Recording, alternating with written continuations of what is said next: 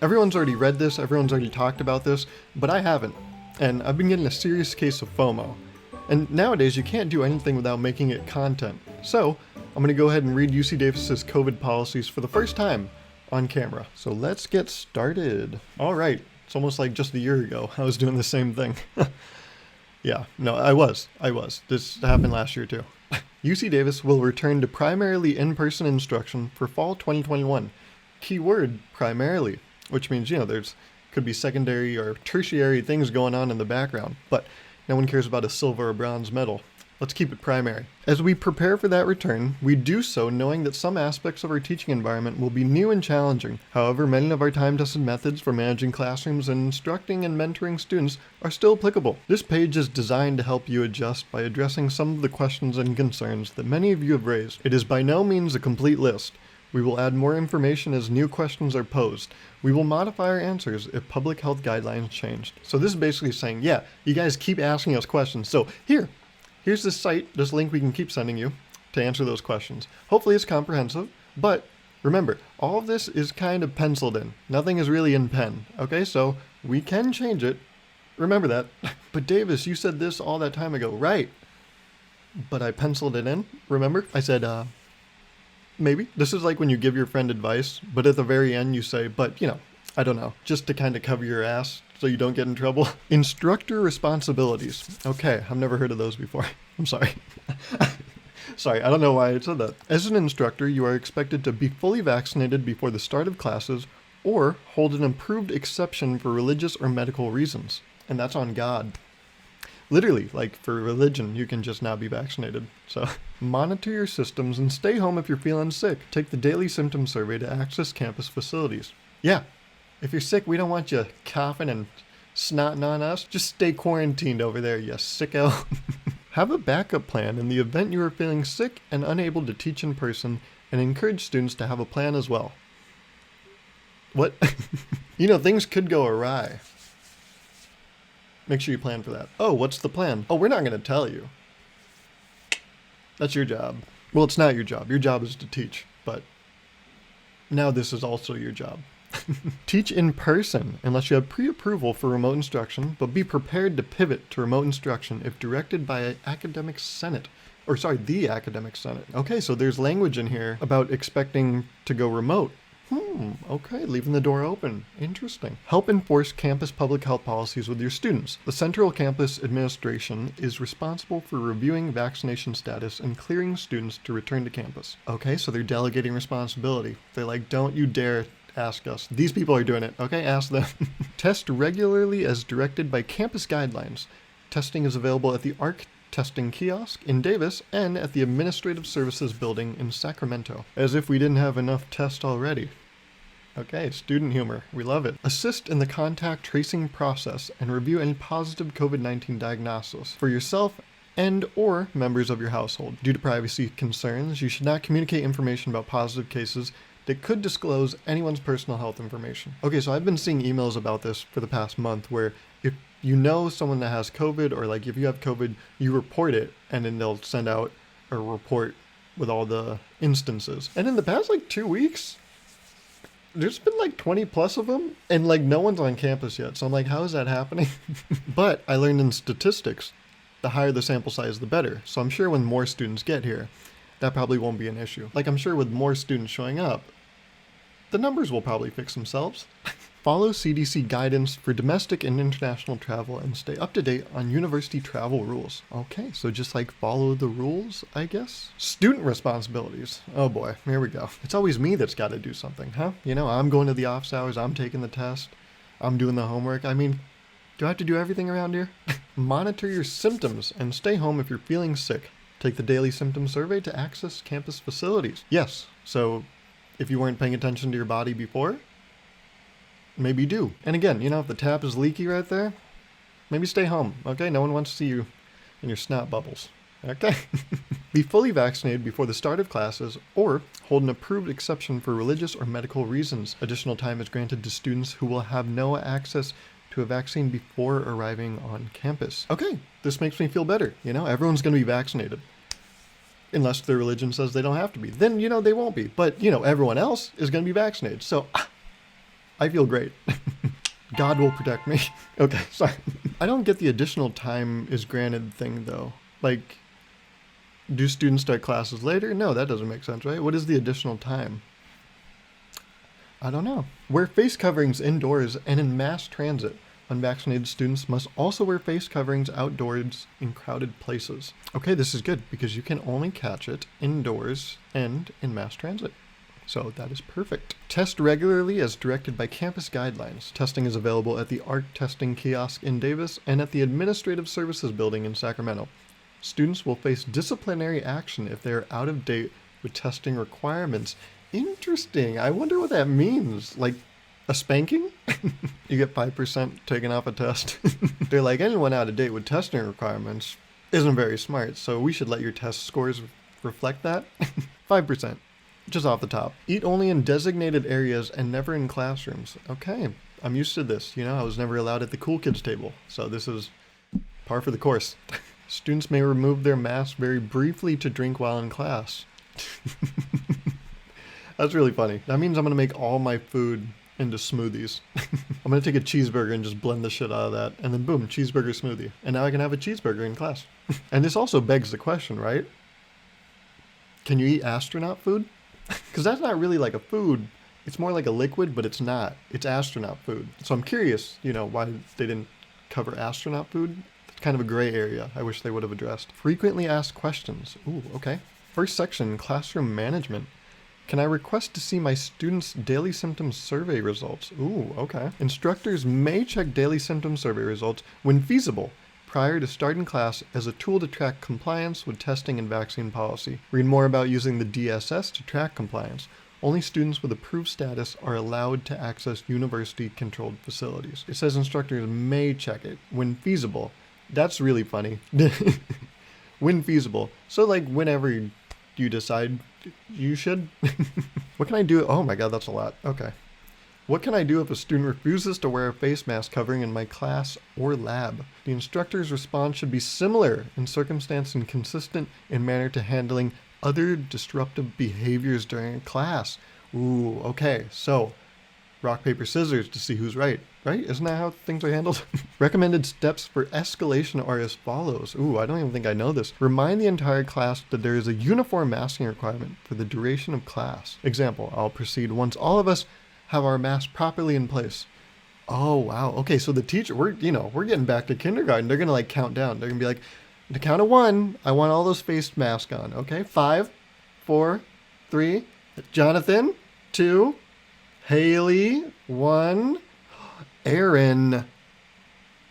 Aaron, can I see you outside? We're going to rock, paper, scissors real quick.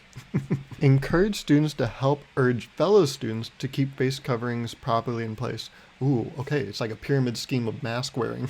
You convince 2 people, they convince 2 people, boom, in no time we're all wearing masks. Offer and have available a mask for someone who forgot to bring one. Oh god, we got a pack for other people now? Ugh, there's nothing worse than needs a pencil Pete, and now we got needs a mask Marty? Ugh. Where does it stop? If a student does not comply, ask those that are non-compliant to step into the hall. Oh, okay. Yo, cash me outside. How about that?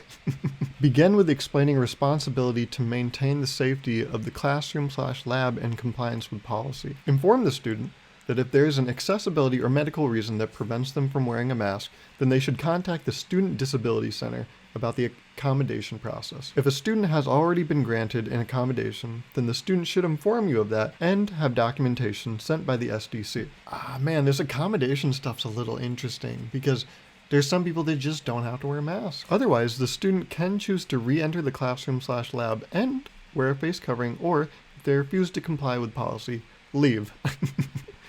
Yeah, you're not gonna get out of here. Okay, just how about you pop on out? If the student chooses neither option and intends to re-enter the class, the instructor will refer the student to the Office of Student Support and Judicial Affairs with the potential for serious sanctions for the obstruction/disruption of teaching. Class can, if necessary, be canceled for the day if the student chooses this route. Oh my god. All right, class of 150, let's do the math. Enough of you can take one for the team. Okay, so just come forward.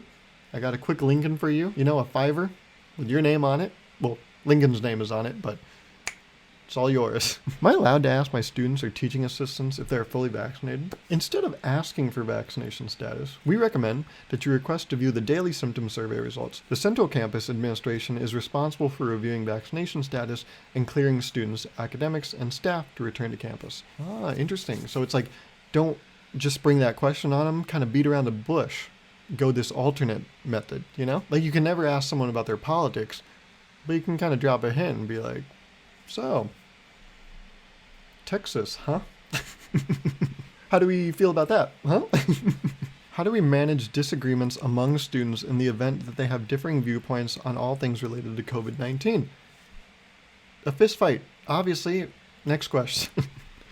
No. We recommend handling these situations in the same way you manage any disagreements among students. Use your best judgment and try to help students find common ground or learn from their disagreement. If the disagreement cannot be resolved or diffused easily, then consider using the advice above about managing students who refuse to wear a face covering. Oh man, now teachers gotta learn, like, what is it? Like how to diffuse confrontation? Oh my god, this sounds exhausting. I've never really wanted to be a teacher, but now I really don't want to be a teacher. Academic role in supporting compliance with public health policy. What is the department chair's role in supporting compliance with policy? The department chair should remind all employees, staff, and academics about policy requirements. If a chair becomes aware of non-compliance, they should report the matter to academic affairs to begin the escalation processes. That's really ominous. That's really spooky, you know, escalation processes. That means there's more than one. Oh my god, you're gonna have to go through the gauntlet. Which policies are relied upon for the escalation process involving policy-covered academics? For faculty, the policy on conduct is outlined in the, okay, what is that? For discipline, Senate faculty are covered by, okay, another thing. Corrective action for other academic appointees is covered in another thing. What are these things? More reading? Don't we know that no one reads the terms and conditions? Why is anyone going to read this? Also, I don't think anyone in school is itching for more fun reading, you know? I think we already get enough of that. I don't think we want to go here. Like, why take the time to read this when I could read something much more enthralling? Like, I don't know, like Diary of a Wimpy Kid. Who is responsible for tracking compliance for graduate students and teaching assistants? The university is asking dean's offices to help track and support compliance with the vaccine policy. Compliance with testing is being handled by the Office of Student Support and Judicial Affairs. Okay, deans, it's up to you. Take care of that shit. Godspeed, as they say. I don't know if they say that. What consideration are we offering students who have no access to the vaccine? Like international students, vaccine-hesitant parents, etc. If a student is not able to access an authorized vaccine until they arrive in Davis or on campus, they are expected to receive their first vaccine shot on or before the first day of classes in order to access campus facilities and attend classes. Okay, so it's basically like, we'll just get you that ASAP and then get out there, bud, you know? Hit the books. Such students must complete their vaccination series by October 20th, 4 weeks after the first day of classes, or the compliance disciplinary process will be initiated. While they are completing their vaccination series, students will be required to follow campus guidance for unvaccinated students who have secured exemptions until 2 weeks after their vaccination series is complete. So 4 weeks after the first day of class. That's right when midterms start. That means you're going to be dealing with this and midterms. Oh, that sucks. Academic accommodations. Okay, so what are they doing for us? Let's see. Can an instructor request accommodations to teach classes remotely? So much reading. Instructors and others with disabilities or personal health issues that impact performance of their job responsibilities should, as always, contact the DMS to assist with determining what accommodations may be available. Teaching assistants, readers, graduate students, researchers, and postdoctoral students should contact DMS if they are experiencing a personal medical situation that would affect their ability to perform their responsibilities as an employee. There's so many words. What did I just read? Okay, so they're saying contact the Disability Management Services, and they might be able to make accommodations. And then instructors, including graduate students working as an associates in blank, seeking an exception from in-person instruction for the fall for a COVID-19 related reason, must submit the Request for Emergency Remote Fall 2021 Instruction Form. The Committee for Adjustments and Alterations of Instruction for Fall 2021 will review requests on a rolling basis through approximately September 10th. Teaching assistants and readers with COVID-19 related needs impacting their ability to teach in person this fall should work with their departments to explore other available options. If they encounter difficulties in talking with their supervisors or programs, they can contact Graduate Studies for advice and guidance on options that may be available. Okay, so there's a bunch of different things you can talk to see what's going to work for you. What are the preferred methods and techniques for classroom instruction, like group work, partnered work, limiting instructor circulation in the room to best keep us and our students safe? There are no restrictions on in-person instructional modalities. We continue to follow state and local public health guidelines closely and meet regularly with the Yolo County Public Health Officer. Currently, the recommended public health mitigations include high vaccination rates, universal face coverings, frequent screening for COVID-19, and maintaining personal hygiene practices. Some of you are going to have to shape up here, okay? Such as keeping hands clean, covering coughs, and not touching one's face. So we're getting vaccinated, we're getting masked up, and we're going to honor system on staying clean. So even if you go number 1 or 2, okay? Wash those mittens. I know, some of you use that as a rule. What the hell is wrong with you? Anytime the digits are getting down and dirty, that means they need a scrub, okay? How can instructors support hard of hearing students with communication if face coverings are required? We recommend using microphones to help those who have difficulty hearing. We are exploring other options at this time and will provide updates as they are available. At this time, face shields are not an allowable alternative. Okay, so basically use microphones. We're exploring other options, but, we're hoping this pandemic kind of wraps up before we have to waste money on that shit, okay? What accommodations should I provide to a student who cannot attend class because they are experiencing COVID-like symptoms? Instructors are encouraged to accommodate these students to the greatest extent possible, okay? And what is that? A good practice would be to encourage students to have a backup plan in the event they can't attend classes. And what is that? The Committee on Courses of Instruction has provided some information on allowed instructional accommodations. What? I like that they're encouraging us, They're not forcing us to have a backup plan. They're just kind of like, if you want to, It's like when your friends go on a hike and they're like, we encourage you to come, but if it fits in your schedule. Same thing here, Very low pressure. You don't have to have a backup plan. We just kind of, if you want one, you can have one. Should we be lecture capturing in case students get sick? This is optional and at the discretion of the instructor. Currently, the technology is not available in every classroom and may not be an option. If circumstances change significantly, then we may pursue this option in the future. Once again, we hope this shit wraps up before we have to waste money on that, okay? Everyone in the office has been eyeing these new chairs with lumbar support, so really, if we don't have to waste money, let's not. May office hours be conducted virtually, or do we need to offer these in person? Office hours may be conducted virtually. Instructors should provide the schedule and format of their office hours to students during the first week of classes. They're like, you can if you want to, and if you do, just let your students know. Like that was going to be an issue. Instructors doing office hours and just not telling their students when they are or where they are. All right, so class, we have office hours, and yeah, you can show up if you want to. Oh, when are those? Oh, they're happening, so, just show up. Yeah. Okay, yeah. See you there. What will the final exam look like? Can instructors give online midterms and final exams? We expect midterm and final exams to run in person at full occupancy per public health guidelines. Instructors can elect to administer take-home exams within the requirements of Davis Division Regulation 538. Whoa, guys, don't get crazy. Midterms and finals changing? I know things are a little different, but why would that shit change? Come on, don't be ridiculous here. Midterms and finals changing. Listen to you. Listen to you. Now I know why you're worried, saying stupid shit like that. Probably not going to do well. Public health mitigations for instructional settings. How is the campus managing its building ventilation and filtration systems in classrooms? While our building HVAC systems cannot prevent the spread of the coronavirus, they can help mitigate risk of infection together with our campus's high vaccination rates and indoor face covering policy. They're basically saying they don't do shit, but remember, you're vaccinated and masked up, so they don't really need to do anything. Because many buildings are connected to a centrally controlled HVAC system, building occupants have little ability to modify their systems. Instead, UC Davis Facilities Management is evaluating the performance and capabilities of these centrally controlled systems and altering ventilation to bring in more outside air and/or increasing filtration. The classic, we're looking into it. Can students eat or drink in classrooms if face coverings are required? Students may remove their masks briefly during class to take a drink.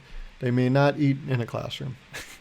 There's an easy workaround to this. Just make a smoothie out of all of your food. You want a cheeseburger? Blend that shit. Side of fries? Blend that shit. Pasta? Blend that shit. Is there any risk in accepting handwritten work from students? Ooh, this might be a problem. See, I regularly get love letters in the middle of class, so if I can't get that, what's going to keep this ego going? What's going to be my purpose? There's no public health guidance about avoiding passing paper. we're safe. That said, UC Davis expects individuals to follow a set of personal protection practices to protect themselves and others, including face coverings, keeping hands clean by washing them regularly, and not touching faces. Also remember, we're all vaccinated. Unless you believe in a certain god. Then you don't have to be. Are there any restrictions on instructors requiring students to sanitize surfaces and/or sanitize hands before and/or after class? There are no restrictions, and the university has installed hand sanitizer and disinfectant wipe dispensers in buildings across campus. Okay, I don't know why, but I feel like the disinfectant wipe dispensers are just going to be all broken a couple weeks in. I don't know why, I just get that vibe. Like people constantly having to pull out of them. I just feel like they're going to break. I don't know why. I'm calling my shots here, so if I'm right, I deserve credit, okay? There are no restrictions, and the university has installed hand sanitizers and disinfectant wipe dispensers in buildings across campus. In addition, schools and colleges may purchase supplemental disinfectant supplies for instructional spaces. Supply chain management offers these items for purchase through our campus stores in the Aggies supply section of the Ag Buy. We're going to get back to elementary school, where teachers are like, you get extra credit if you bring in a box of Kleenex or wipes, Schools don't fund us, so we could really use all the help we can get. Why are we testing vaccinated individuals every 14 days? Based on breakthrough data of the Delta variant, and at the recommendation of the University of California Office of the President, we are asking vaccinated people to test at least every 14 days to offer some level of surveillance of this population. Of course, vaccinated individuals may test more frequently, if feasible. So it's just an arbitrary number that an office came up with. 14. 2 weeks? Okay, yeah. That sounds nice. Let's do it. Ship it out. 14 days, everyone. Why did we remove physical distancing from our instructional settings? Well, because we're going to shove 100 plus people into a room. We don't have rooms big enough for that. We continue to follow public health guidelines from our Yolo County Public Health Officer, the California Department of Public Health, and the Centers of Disease Control and Prevention, which have no density restrictions in the instructional settings. We regularly monitor these guidelines and will make changes in our procedures as directed. Since my course requires food and/or drink tasting, are there unique face covering provisions to accommodate these types of activities, rules? Sampling food and/or drink as a function of the curricula of the lab is acceptable. Please consider how to limit the time necessary to remove a face covering to do so. Provide guidance to the lab participants that the goal is to keep the face covering in place at all times when not actively needing to consume food or drink as part of the lab requirements. It's kind of like the 5-second rule, no germs will get on food if you just pick it up real quick. The same thing, as long as you don't keep the mask down too long, it's like you never really took it down, Are there allowable accommodations or adjustments for courses that require a high level of interactivity and interpersonal communications, like meeting outside, physical distancing, etc.? If an instructor is able to conduct their class while consistently maintaining university public health requirements and physical accessibility, the instructor can make reasonable adjustments to the class location. They're like, if they can, yeah, sure, go ahead, I don't care. Are you following rules? Yeah, go ahead, who cares? I don't know. When a student gets sick or tests positive for COVID-19, ooh, this is interesting. Let's see how they handle it. Oh my God, so many words. How does contact tracing work at UC Davis? A case investigator with UC Davis first reaches out to an individual who has tested positive for COVID-19 on campus to alert them to their positive diagnosis, provide direction and support for isolation, provide consultation and appointments for ongoing medical care, gather information about recent close contacts and social activities. Ooh, some PI work. Where were you on Friday the 13th? Yes, Friday the 13th. Where were you when the murder happened? Oh, someone spit in your mouth at a house party? And you wonder why you got infected? Oh my God, COVID or not, what the fuck are you doing?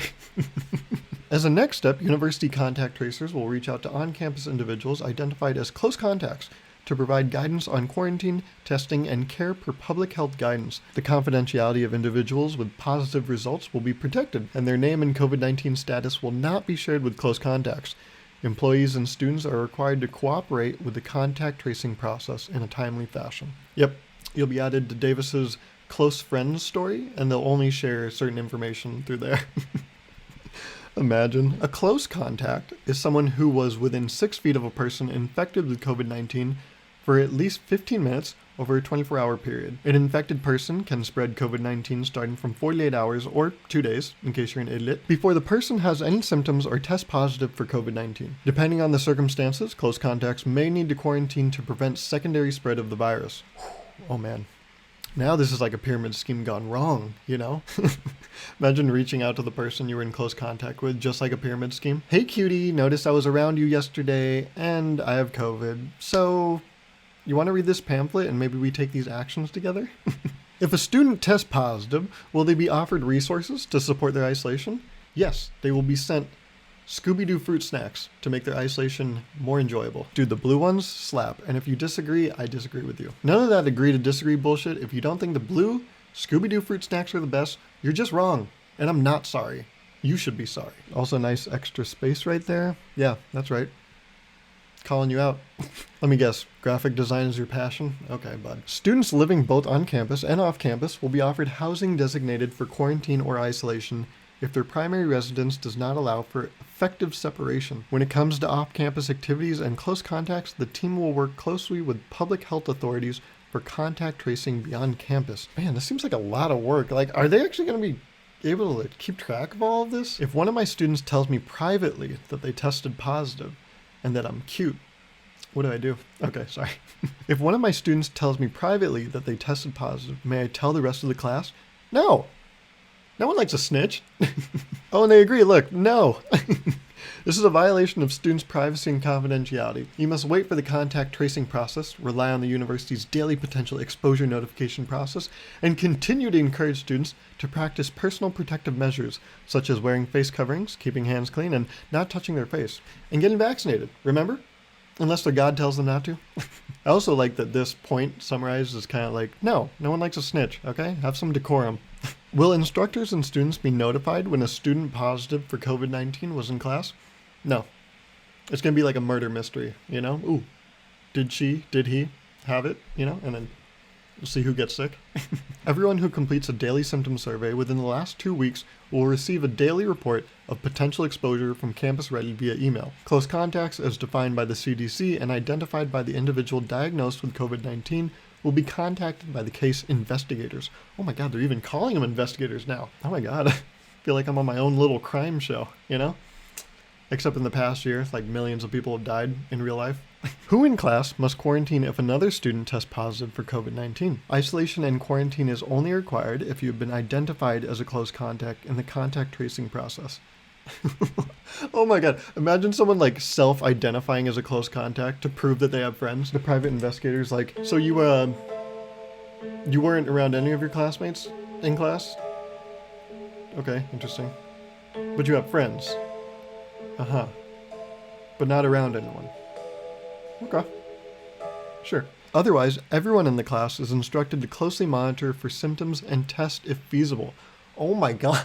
This is truly like one person getting the whole class in trouble kind of thing. You remember that? One person in elementary school would just ruin it for the class and like take away recess. This is like the same shit, but like grown up and pandemic version. If a critical number of students test positive, will the class automatically go remote or the classroom closed? Also, what does critical number mean? Good question, Garv. I know. Thank you. It's all the ones I ask. I'm really smart. We continue to follow public health guidelines from our Yolo County Public Health Officer, the California Department of Public Health, and the Centers for Disease Control and Prevention. We regularly monitor these guidelines and will make changes on our procedures as directed. If an outbreak as defined by CDC is detected, then the university will take appropriate action. They're saying that's not really covered right now, but if it is in the future, we'll let you know. Probably. Check your spam email. Might be in there. If a student tests positive for COVID-19 and cannot attend class, then they're weak. Toughen up, buddy. Will instructors provide academic flexibility? Nope. Imagine if that's just what it said. No, you get it. Whatever, you know? Figure it out. Didn't you have like a backup plan or something? Oh, you didn't? Despite my encouragement? Pie on your face, huh? It seems as though you've been hoisted by your own petard. Instructors are encouraged to accommodate these students to the greatest extent possible. A good practice would be to encourage students to have a backup. Oh my God. Oh my God. Oh, life imitates art. I literally just, oh wow. Okay, let's do the sentence again. A good practice would be to encourage students to have a backup plan in the event they can't attend classes. The Committee on Courses of Instruction has provided some information on allowed instructional accommodations. Nice. When an instructor gets sick or tests positive for COVID-19, what happens if an instructor gets sick and cannot be in class? If you're feeling sick, please don't come to campus. Instructors are encouraged to have a backup plan in place when the quarter starts in the event they feel sick and are unable to teach. Ask a colleague to show a video, invite a guest lecturer, provide a take-home assignment, etc. Yep, put on a movie. I'm sure your students will enjoy it. Oh, but no, still have those midterms and finals. Yeah, no. Do that. Okay, we're a university. We have standards. Instructors should be in contact with their department chairs for assistance. Oh, this is like that Michael Jordan clip, you know? What happens if an instructor gets sick and cannot be in class? Stop. Get some help. Stop it. Get some help. What happens if an associate in blank or a teaching assistant tests positive for COVID-19 and is forced to isolate for a period of time? Well, now, instead of taking 8 weeks to grade papers, they can take 8 months. Yep, we're being a little more flexible now. No, really, they say departments should develop a plan for dealing with incidents of an instructor of record's illness or absence. AIs, or associate ins, serving as instructor of record should have a faculty mentor or backup instructor who can assume instructional responsibilities. Because that's feasible. Yeah, just have a backup instructor. Yeah, TAs should speak with the instructor of record or their department about just what they did that day. Not about this, yeah, just like what shows are they watching, stuff like that, If an instructor tests positive for COVID-19, can they carry out their teaching duties remotely? Can they carry out their duties remotely? Okay, sorry. Courses cannot shift to remote instruction due to instructor being required to quarantine or isolate. To the extent an instructor's non-classroom work can be completed remotely, if they are feeling well enough to work and have been cleared by a treating physician to work, then they can perform non-classroom work while isolated or quarantined. Damn. That's cold. It's probably because I have a window open. But now they're like, no, you're strong enough to do that. You can teach. Okay, shut up. What options exist for instructors who must stay at home to care for sick children or dependents? Oh yeah, people have families. I forgot in life you have to care about other people close to you. Oh my goodness. Instructors are encouraged to have a backup plan in place when the quarter starts and in the event they are unable to come to campus or unable to teach. Ask a colleague to show a video, invite a guest lecturer, provide take-home assignment, etc. Good old backup plan, I remember last year the buzzword was public health guidance. Looks like the buzzword here is backup plan. The old BUP, the old BUP. We're going to BUP our way through this. BUP to the top, slip inside, and now you got COVID. Are instructors required to quarantine if their child or another member of their household tests positive? If the instructor is vaccinated, then as long as they remain asymptomatic, they can continue to access university facilities as usual. An unvaccinated individual will need to follow quarantine rules as directed by a contact tracer. All employees and students are required to report their positive case through the Health e-Messaging portal. That's a fun name because it's Health e-Messaging, but it could also be Healthy Messaging. The case will be investigated per CDC guidance. Okay, home stretch, folks. Just these last 2 sections, okay? Oh god, wait, there's more. Okay, we'll get to that when we get to that. We'll cross that bridge. You know the saying. Sanitation of instructional spaces. How often are instructional spaces being cleaned and disinfected? Never. Deal with it, okay? We don't want to pay for people to clean shit up, so how do you think we afforded the wipes and the hand sanitizer? You think money just appears magically? No. We have a budget, okay? No, we're not cleaning your shit. You do it. That's what the wipes are for. No. High traffic, high touch surfaces are cleaned multiple times throughout the day. It's like one teacher's office doesn't really get cleaned and they're like, oh, not high traffic? And they're like, no, people like me. People come to my office hours. Yeah. No, I clean it myself. That's why they don't clean it. No, people see me. I get traffic. Yeah.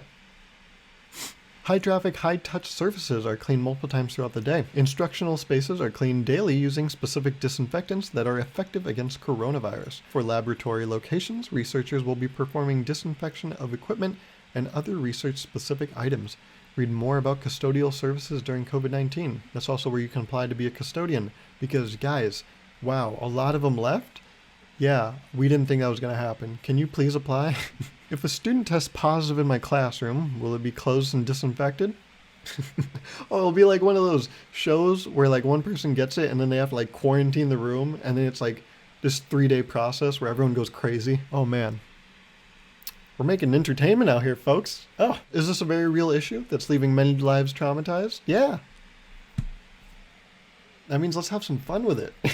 Classrooms will not be closed, but custodial staff will clean areas in which a person with COVID-19 has been present. Oh my god, imagine someone just following a person with COVID with like a mop, just wiping behind them, and they leave like a slug trail.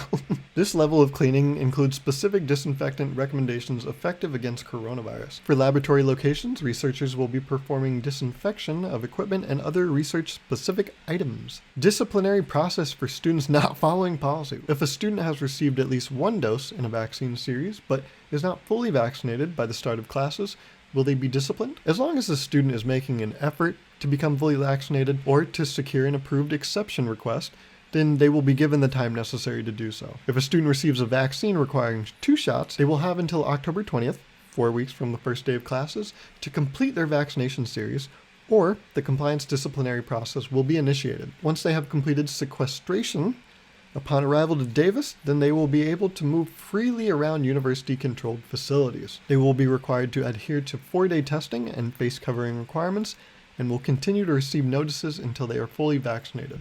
It'll be like Duolingo, but for vaccines. Did you get your vaccine yet? Did you get your vaccine yet? If not, I'm going to come over and stab you with a needle. And it's not going to be the vaccine. It's just going to be a needle. What happens if a student is not following the UC vaccine policy? At this point, our plan is that students who are not compliant with the vaccine policy by September 8th will have a hold on their student account beginning on September 9th and will be unable to move into on-campus residence halls and university-managed apartments. Students who continue to be non-compliant will be subject to the university's disciplinary process. The process includes interim suspension due to continued inaction, which will prevent students from attending classes and could also prevent the disbursement of financial aid. Students will receive multiple notices in the Healthy messaging system beginning in late August to alert them that they are not compliant and will face disciplinary action. What happens when a student is not testing as required? Well, then they get a failing grade. Oh, COVID, sorry. The university will pursue progressive discipline leading up to and including disenrollment. Oh, this is interesting. They have sample language for syllabus. They're like, professors, we know you're not going to say the right things, so let's just slide you some verbiage and just slap that shit on your syllabus, okay? You know, the one you've been reusing for the past 16 years? Just add this somewhere in there. Public health expectations and best practices. Keeping our campus healthy takes all of us. Well, except the people that believe certain religions. You guys don't got to worry about it, okay? We'll take care of it. We got you. You are expected to follow university public health requirements and pursue personal protection practices to protect yourself and the others around you. These include participate in the university's daily screening process, participate in the university's testing program, wear a well-fitted face covering that covers your nose and mouth at all times, monitor the daily potential exposure report, assist in the contact tracing process. Okay, professors? Slap this in there and you'll be covered. Sample language for lecture slides. Let's face this together, Aggies. Oh, I'm surprised they didn't put, in parentheses, mask. Like, let's face mask this together, Aggies. Get it? Sorry? No eating in class. Only brief drinks allowed. Imagine someone doing shots in the middle of class. The professor's like, what are you doing? And then they take a shot, and they're like, well, at least this shot doesn't make my arm numb for a couple days. Everyone must properly wear face coverings. Stay current with your COVID-19 testing. Monitor your symptoms, stay home if you're sick, and report positive cases. Keep your hands clean, cover your cough, and don't touch your face. And most importantly, get vaccinated. Unless your religion says you don't have to. Oh my God. Oh no, or your God. Sorry.